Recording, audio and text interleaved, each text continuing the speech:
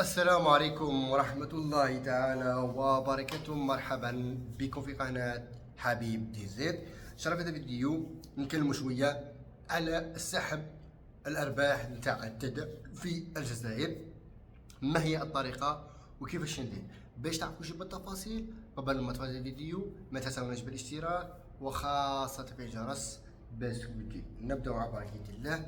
باش تقدر تسحب الارباح نتاع التداول في الجزائر لازم يكون عندك منصه باينس، وهذه منصه باينس خاوتي تقريبا الجزائريين يعرفوها، خاصه بالتداول، خاصه ببيع وشراء العملات وتبيع الارباح نتاعك عن طريق بي تو بي، عن طريق بريديمو ولا سي سي بي. تبع معايا مليح بخطوه بخطوه. شو معايا مليح؟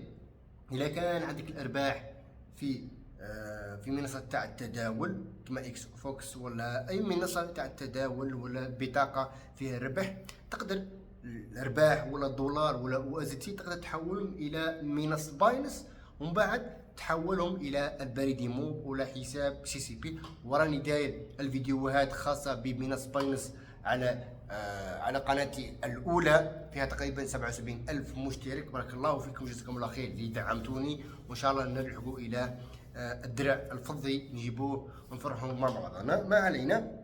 من بعد تحولهم الى منصه باينس، كاين خاصيه يقولوا لها بي تو بي. هذه بي تو بي خاوتي كاين الاغلبيه الجزائريين داير اعلانات في البيع والشراء، تحول تشري الدولار تلقى اشخاص يبيعوا لك دولار، وكاين اشخاص اللي يشروا عليك الدولار ولا او اس تي نتاع منصه باينس. ومن بعد هو يبعث لك دراهم عن طريق حساب سي سي بي او بريد موب، ومن بعد نتايا تبعثوا الاو اس تي بهذه الطريقه باش تخرج الارباح نتاعك تاع التداول في الجزائر.